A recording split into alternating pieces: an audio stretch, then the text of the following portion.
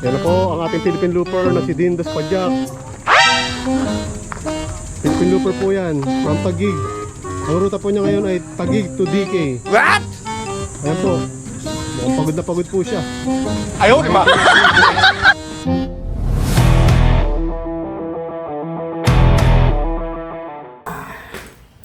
So ito nga ay magiging biyahe natin ngayon. Mamaya ayan. So, Taguig to DK. Ayan. So, dyan tayo pupunta mamaya. Meanwhile, Ito yung kalye na hanggang ngayon. Natapos na eleksyon, ganito pa rin. Wow! Yung mga taga rito dapat di binoboto yung mga kapitan dito. What? Binubulsa yung pera siguro. Sunday ngayon, padjak tayo. So time check natin, 5:15. May kasama tayong newbie. Ayan, newbie. Yan. May kasama kami newbie, mukhang ano pa, may hangover pa.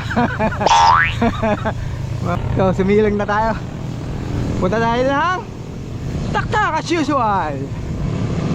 Yun, hindi natin kasama si Emerson kasi may lakad data. So tatlo lang kami, si Jeff, si Rod, saka ako. So let's go. Woot woot. Yan, newbie natin kasama. Si Raimundo na tayo mga kawut-wut.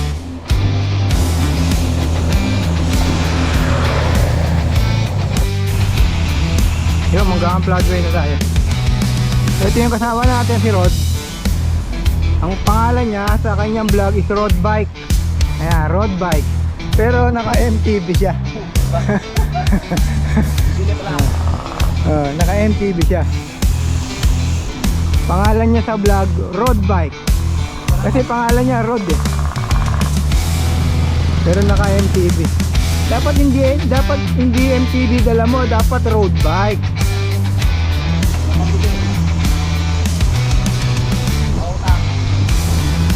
Yaman niya, mayaman.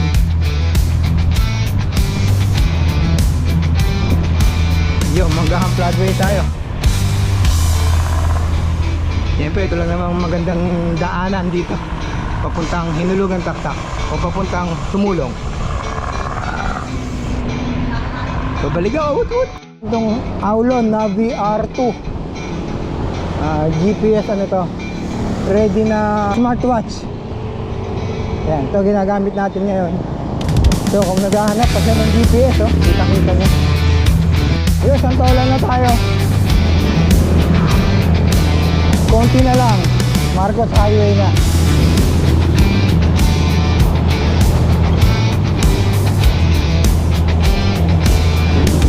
So magkakape nga tayo dito sa DK. Siyempre, ginaya natin yung trending ngayon. Tayo naman is from Taguig to DK. What? Yun, approaching Marcos Highway. Yan, Marcos Highway na tayo mga kawut-wut.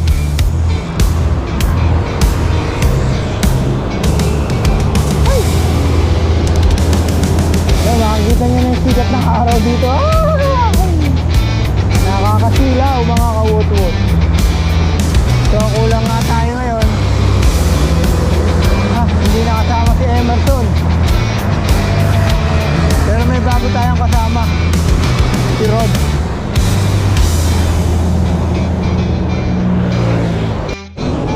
Pwede papuntang Kahinta. Yan, papuntang Kahinta.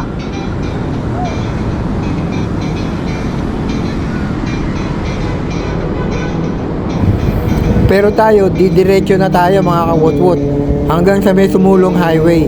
Dire-diretso lang to mga kawut-wut. Sa ngayon, marami na akong nakikita mga siklista rito. Mga nakikisabay na nasa sa atin. So ito, nasa harap na natin si Jeff. Yan. Lagi na lang siyang naka-road bike. Ayaw na atang gumamit ng MTB to.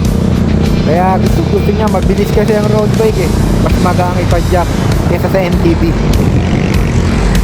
So yan, kita nyo naman, maaga pa lang, tirik na yung araw.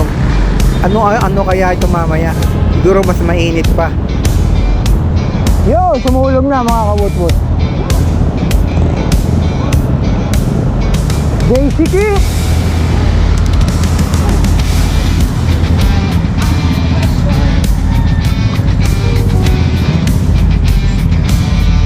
Sumulong na tayo. So mga kawutut, may napansin nga lang ako. Itong nasa harap ko, mag-asawa siguro to. Ang sweet niya oh. Nakita nyo? Inaalalayan pa yung misis niya paakyat dito sa may Bali Golf. Wow, sweet! Sana all!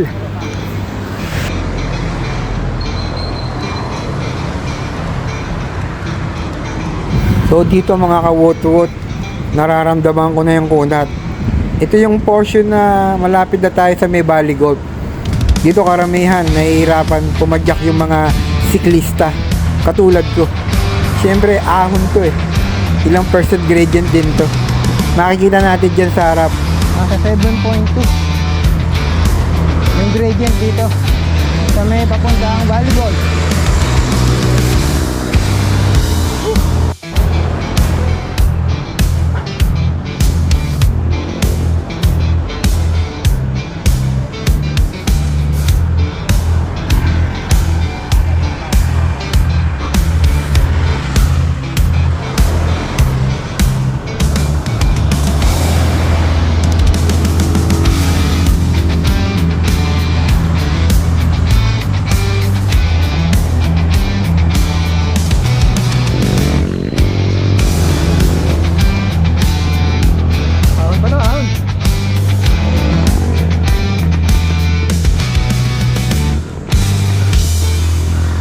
Yun, diba? Wut! Natin rito. Ang hirap ng umahon. Ayan si Rod. Rod, kaya pa? Ayan, labas na dila. Alam ko kasi nawala ako eh.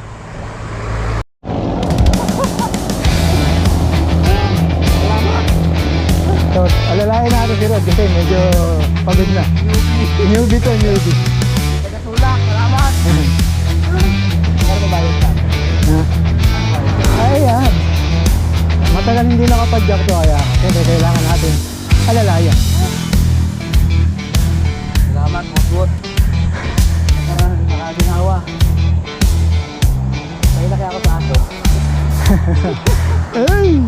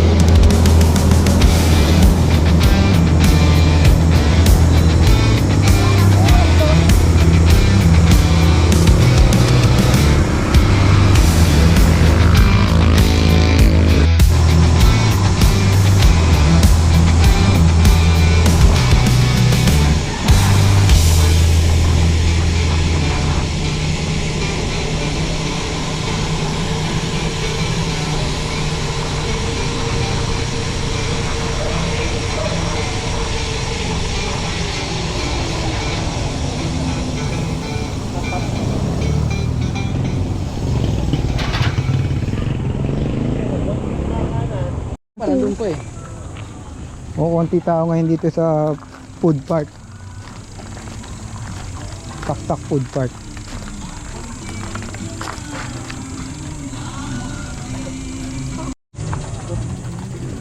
Yan na po ang ating Philippine Looper na si Dean Despadjak. What? Philippine Looper po yan, from Taguig. Ang ruta po niya ngayon ay Taguig to DK. Wow. Mukhang pagod na pagod po siya. Ang layo po ng kanyang binag. Kasi matagal na akong naantok, kaya gusto ko magkape, kaya naisipan ko to. Pumunta ako sa DK. Ilang oras na po ba kayo nagbabike? Ilang oras na po kayo nagbabike? Isang oras pa. Sa oras po. Medyo ang tagal po. No. Ang layo po ng pinanggalingan ninyo. Kaya tandaan nyo, kaya mga nagpipilipin loop, huwag nyo ibebenta yung bike nyo, ha.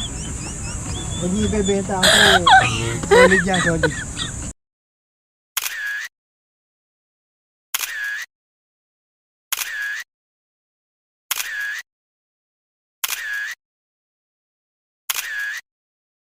$2,000 years later. Oh.